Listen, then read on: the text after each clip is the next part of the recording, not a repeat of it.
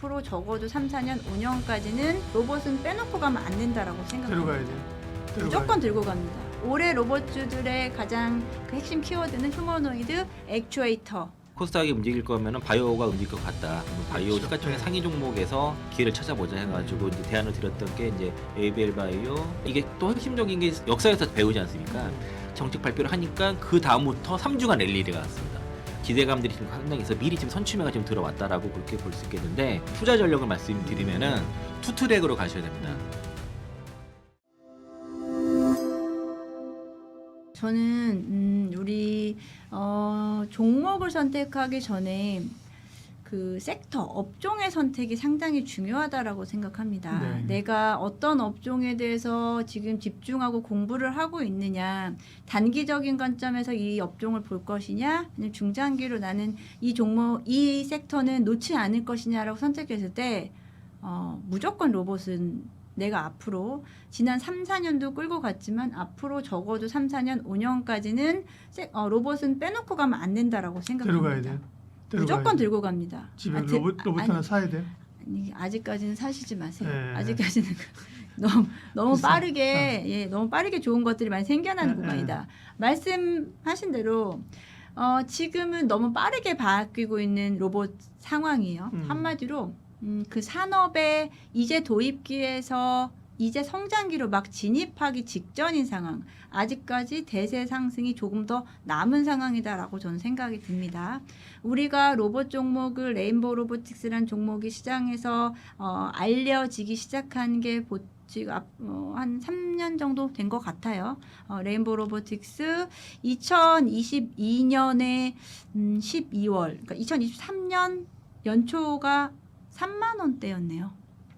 지금 이제 40만 원대 웃돌고 있는데요.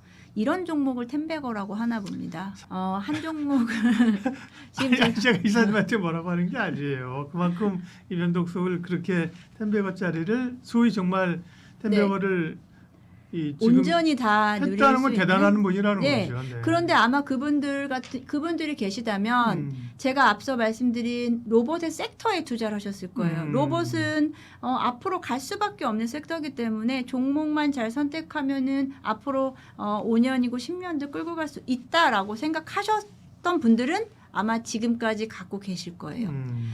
로봇 섹터 같은 경우에는 지금 나와 있는 디바이스 중에서는 가장 최고다라고 저는 생각을 합니다.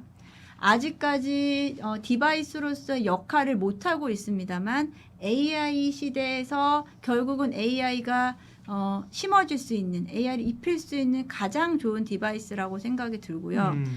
지금 휴대폰, 모빌리티 이쪽에서 AI가 활용될 수 있는 활용폭보다 AI 쪽이 가장 효과적으로 나타날 수 있는 게 이제 로봇 쪽이다라고 볼 수 있겠고, 기존 로봇 섹터 이제 전체 이제 우리 사이클을 말씀드리면 초반에는 산업용 로봇, 협동 로봇 쪽이 부각이 됐었고, 그렇죠. 최근에 이제 올해 본격적으로는 휴머노이드 쪽으로 무게 중심이 이동을 했어요. 그 전에는 서빙 로봇, 닭 그렇죠. 튀기는 로봇, 그런 쪽은 사실은 그냥 한쪽에 두세요. 그냥 그쪽은 제가 근데 늘 이제 로봇을 공부 처음에 할 때부터 고민했었던 게 있었는데 아무도 대답을 제대로 못 해주셨고요. 제가 실제로 로봇 업체에 탐방 갔을 때 물어봤었어요. 진짜 궁금해서. 로봇과 기계의 차이가 뭡니까? 거기서 어느 시점부터 어떤 제품부터 제가 로봇으로 봐야 될지에 대해서 궁금했어서 물어봤어요. 명확하게 대답을 못 하시더라고요. 당황하시더라고요. 예를 들어 서빙 로봇 이런 부분도 우리가 지금 로봇이라고 이런 부르지만 아직까지 저는 기계에 불과하다고 생각이 들거든요. 네. 예, 그 기준점이 저는 사실은 몇 년 전부터 이 로봇 시대가 왔는데 아직 진짜 지금이 로봇 시대인가에 대한 좀 궁금증이 좀 있었어요.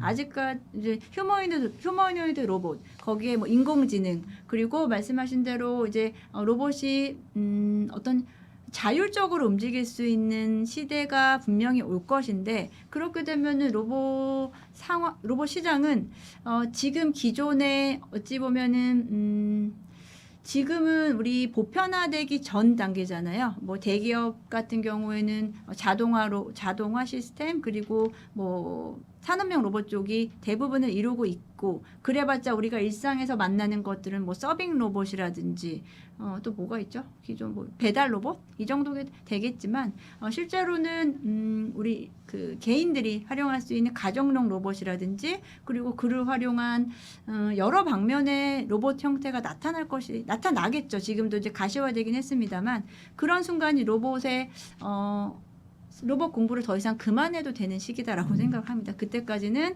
끊임없이 로봇 섹터는 그 변화를 감지를 해야 되고요. 앞서 말씀드린 대로 지금은 이제 휴머노이드 쪽으로 무게중심 이동함에 따라서 올해 로봇주들의 가장 그 핵심 키워드는 휴머노이드, 액추에이터 그리고 최근에는 액추에이터 사실은 안에 포함된 것이 또 이제 부품 쪽에서 뭐 감속기라든지 이런 쪽이 될 수 있는데 뭐 최근 뭐 SPG, SBB테크 이런 종목들이 재부각되면서 주가가 아주 크게 또 움직임을 나타난 것처럼 로봇 섹터는 무조건 끌고 가고 그 안에서 종목들은 계속해서 그 리딩 종목들이 변화가 되고 있어요. 그런 부분들을 잘 감지를 해서 종목을 계속 업데이트를 해줘야 되는 조금은 좀 피곤할 수 있지만 또 그만큼 기회가 많은 장이다라고 생각을 합니다. 거기에 네. 이제 그 보유 종목들 비중을 보면서 또 참고를 하셔도 좋고요. 그렇죠. 근데 예. 로봇 섹터는 종목들이 너무 빠르게 바뀌어요. 그래서 ETF가 그만큼 속도를 다 못 쫓아갈 수도 있고요. ETF의 특성상 조금은 좀 안정성 있는 종목들 중심으로 가겠죠. 그렇죠. 네, 그러다 보니 뭐 가장 거기에는 뭐 레인보우 로보틱스, 뭐 두산 로보틱스 그리고 뭐 실제로 나오고 있는 종목들, 뭐 로보티즈 이런 쪽으로 집중이 될 거고요.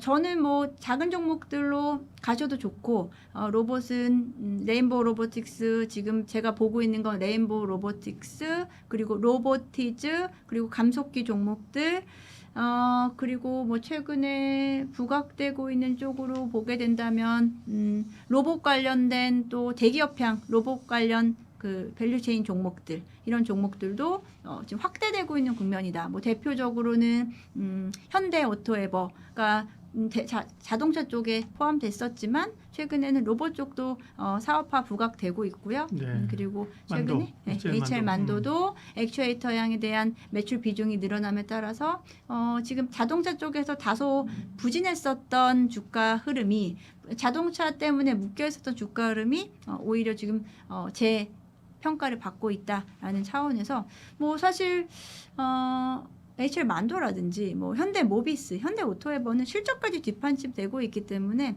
이런 종목들은 중장기 관점에서는 우상향하는 구조를 저는 가져갈 거다. 너무 로봇주 작은 종목은 나는 어려워라고 하시는 분들은 대기업향 로봇 밸류체인 종목들을 꾸준히 관심 가지시면은 되지 않을까라는 생각이 듭니다. 근데 제가 지난달 방송 때 네. 그 11월 달에 코스피 대신 코스닥이 강세일 가능성이 좀 높다라고 그 주제를 갖고 왔었어요. 네. 그 이유가 이제 20년 만에 이제 코스피와 코스닥 간의 그 괴리율이 역대급이 20년 만에 최대치고 그리고 그 안에서 그러면은 코스닥이 움직일 거면은 바이오가 움직일 것 같다. 그러면 바이오 그렇죠. 시가총액 네. 상위 종목에서 기회를 찾아보자 해가지고 이제 대안을 드렸던 게 이제 ABL 바이오, 뭐 그 알테오젠 그리고 이제 리가캠 바이오도 좋은데 리가캠보다는 ABL이 낫다. 그리고 뭐 삼천대약 등도 뭐 보로노이 등도 말씀드렸고 펩트론도 언급을 드렸었어요. 근데 지금 실제로 보면은 ABL이 11월달 한 달 동안 최대 92% 상승을 했고 그리고 펩트론이 53% 최근에 좀 약간 노이즈가 있긴 하지만 그리고 뭐 그 알테오지랑 삼천당제가 생각보다 모두 좀 덜 갔습니다. 알테오지는 9%, 삼천당이 18% 올라왔는데 뭐 D&D 파마텍이 64%, 코롱테시스 53%, 올릭스 23%, 보로노이 21% 이렇게 올라와서 11월 한 달에만. 네, 한 달에만. 네. 12월 달에 더 간 종목들도 그렇죠. 있죠. 에베일은 지금 11조가 넘어갔습니다. 시가총액. 11조면 MSCI 편입 가능성이 높아졌어요. 그리고 그래서 이제 그 바이오 종목들이 상당히 좋고 12월 달도 그거를 연결할 거라고 봤는데 지금 펩트론이 약간의 좀 사고가 있는 것 같습니다. 그렇죠. 네. 그래서 12월 달에 그 코스닥이 상당한 강세로 갈 뻔했다가 펩트론 영향으로 약간 주춤해졌고 그리고 이제 11월 달은 어차피 펀드들이 이제 그 마감을 하잖아요. 그러다 보니까 이제 수익 실현 물량도 나오고 그거를 한 외국인들이 시장의 하방으로 그 선물 매도 쳤다가 8조까지 매도 쳤다가 오늘 3조 밑으로 떨어졌습니다. 매도가. 그러니까 파생 그 선물 옵션에서 대규모 손실을 봐가지고, 그러니까 주가 그 삼성전자나 하이닉스가 갑자기 실적 추정치가 급격히 올라가면서 급등하는 바람에 외국인들이 대규모 손실을 본 거예요. 그래서 8천억까지 손실을 봤다가 지금 2천억 수준까지는 떨어졌는데 계속 지금 손절을 하고 있습니다. 지금 선물 옵션 쪽에서, 선물 쪽에서. 그렇게 되면 주가를 어떻게 누르려고 하지 않겠습니까? 그래서 11월까지는 이제 뭐 그 AI 버블론이라든가 그리고 금리 인하 기대감이 낮아지면서 지수를 눌렀는데 12월 금리 인하 가능성이 다시 뭐 거의 90%까지 높아지면서 시장은 금리 인하에 베팅하니까 다시 이제 삼성전자 하이닉스를 매수하는 쪽으로 지금 바뀐 거고요. 그리고 그 여전히 그럼에도 불구하고 요게 잠깐 주춤한 것으로 코스닥이 끝날 거냐, 그건 아닌 것 같습니다. 네. 왜냐하면은 코스닥은 아직 신고가가 아니거든요.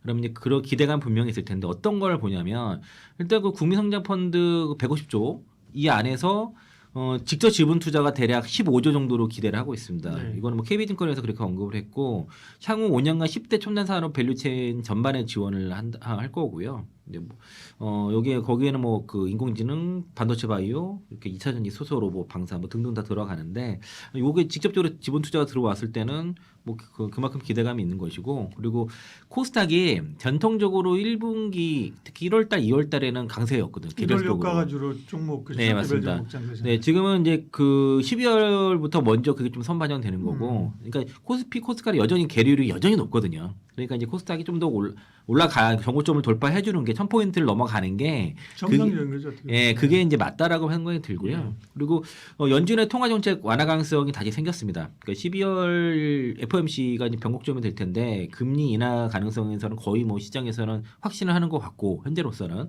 안 돼도 1월 달은 된다 정도고, 이런 고용 불안이라든가 금리 경세 우려로 전반적으로 어떤 금리 인하 가능성이 높아졌는데, 최근에 시장의 특징이 미국 시장도 러셀 2000이 강합니다. 중소형주. 네, 그러니까 지금 그 전에는 11월 초만 해도 대형주 장세고 코스닥에서 대형주 위주로만 갔다가 최근에는 스몰캡 쪽으로도 그 매수세가 확산이 되면서 대형주들이 좀 주춤하고 작은 그 스몰캡 뭐 중형주나 중소형주 쪽이 좀 더 강한 흐름이 나타나는 것들이 최근에 코스닥도 특징이고, 그리고 정부 3천년 그 라운드 본격화, 특히 국민성장펀드 아까 말씀드렸죠. 여기에 이제 모험자본까지도 코스닥 쪽에 그 중소 중견기업들이 투자한다는 이런 기대감이 나오면서 이제 12월 10일에 국민성장펀드가 출범을 하게 되고, 요게 이제 그 IMA 모험자본 의무도 포함이 되는 것으로 기대가 돼서, 그렇게 되면은 중소기업들 주가도 좀 직접 투자도 기대할 수 있는 부분이고, 그리고 이게 또 핵심적인 게 그 사람들이 다 그 과거에서 역사에서 배우지 않습니까? 과거 문재인 정부 때 코스닥 활성화 정책을 폈는데 2017년 11월 초에 그 정책 예고를 하고 나서부터 갑자기 주가가 급등을 합니다. 지수가 급등하기 시작했고 17년 2월 그 12월 말일에 이거 26일에 경제 정책 방향을 제시를 하니까 또 2차 랠리가 나옵니다. 그리고 나서 2018년 1월 11일에 정책 발표를 하니까 그 다음부터 3주간 랠리가 왔습니다. 그 3주간 랠리 동안은 코스피가 움직이지 못했어요. 거의 그냥 옆으로 기었는데 코스닥은 그냥 급등이 나왔던 것들이 완전히 역전됐네. 네, 그래서 이제 이게 그 정부 정책에 대한 기대감들이 여전히 있다는 거고요. 그러니까 코스닥 활동화 정책 발표 이후에 3주간 강력하게 올라간 것들이 이게 학습 효과가 있다 보니까 거기에 대한 기대감들이 지금 상당히 있어 미리 지금 선취매가 좀 들어왔다라고 그렇게 볼 수 있겠는데, 근데 문제는 그 문제라기보다는 원래는 이제 오늘 정도. 오늘은 4일 내일 원래 그 코스닥 시장 경쟁력 강화 방안 발표를 하려고 했는데 이게 연기가 됐습니다. 연기된 이유는 일단 12월 중순으로 연기가 예상하고 연내 발표는 확실하다 거고, 이런 그 코스닥 경쟁력 강화 방안에 대한 그 배경은 여전히 코스닥 신뢰가 저하가 되고 성장 동력이 약화되다 보니까 지금 알테오젠이라든가 에코프로피엠 등 이런 이제 우량 기업들이 계속 이탈할 예정이고요. 그동안 계속 이탈을 해왔고, 그리고 이걸 조정한 이유는 아마 12.3 사태 때문에 이제 그 1주년 대통령 성명이 있다 보니까 이게 정치적인 것과 연관되지 않도록 해서 이런 주요 일정과 중복을 고려해서 지금 연기를 한 거고요. 예상된 대책은 뭐 투자 인센티브를 좀 지급하는 방안들, 특히 이제 개인들한테는 뭐 코스닥 벤처펀드에는 소득공제 한도를 확대해 준다던가, 연기금에는 뭐 코스닥 종목 투자 시에 증권거래세 면제해 준다던가, 그리고 그 상장 문턱을 어떤 혁신 벤처 기업들한테 완화해 주는 이런 것들, 그리고 퇴출 요금도 강화해서 뭐 예를 들면 뭐 시가총액 뭐 300억 미만에는 뭐 퇴출한다던가, 그리고 그 부실 종목 정리 및 그 시장 건전성 제고들을 해서 그 투자자들이 그 기업들이 코스닥에 떠나지 싶어하지 않고 투자를 하게 할 수 있게끔 그런 신뢰, 그 시장에 대한 신뢰 회복과 체질 개선을 위해서 통해서 이제 코스닥을 제도하겠다, 이런 방안들이 발표됐거나 기대감이 있는 상태고, 과거에도 그게 발표가 됐을 때 시장이 그 특히 코스닥의 랠리가 나왔기 때문에 이런 기대감인데, 오늘 잠깐 연기가 됐잖아요. 네. 그럼 그 기간 동안에 잠깐 승고리기 하다가 연장 그 또 날짜가 이제 발표 시기가 확정되거나 다가올 때 네. 다시 또 코스닥이 또 강한 모습이 보일 거라고 보고 있습니다. 투자 전략을 말씀드리면은 투트랙으로 가셔야 됩니다. 그러니까 지금 그때 코스닥이 랠리를 볼 때 기관들이 어떤 움직임이 보였냐면은 반도체는 팔지 않았어요. 삼성전자, SK하이닉스는 오히려 담고, 눌렸을 때 담고, 좀 다소 좀 만만했던 뭐 조선 원전, 조방 원전 이런 종목들을 차익을 했습니다. 차익을 하면서 지금 다시 저가 매수가 좀 들어오는 모습인데, 그러면은 이제 내년도 실적 추정치 대부분의 상향 조정되는 게 그 삼성전자랑 하이닉스거든요. 그렇죠. 이따 또 말씀드리겠지만은, 그러니까 그런 종목들은 이제 눌려놓을 때 사놓고 코스닥은 코스닥대로 베팅을 하는 거죠.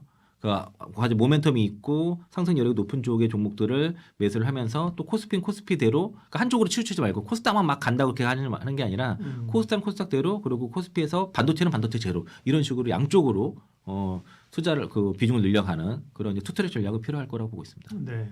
기관들이 좀 먼저 주도를 움직이죠. 네. 하는 것도 있고, 왜냐하면 작은 종목들 기관들이 막 그렇죠. 쏘게 되면 움직이는 거고, 투신이라든가 연기금 수급이 좀 많이 좌우하는 측면이 있지만, 지수 자체가 끌어올 때는 외국인들이 들어와야 됩니다. 들어왔을 때 좀 큰 애들이 올라오고, 외국인이 사지 않을 때는 기관들은 좀 작은 종목을 사서 중소형주들이 그 올라가는 거고요. 네. 약간 중저급이라든가 소형주 이런 종목들이 올라가고, 외국인들 오면 시가총액 상위 대형주들이 강한 모습이 있겠죠.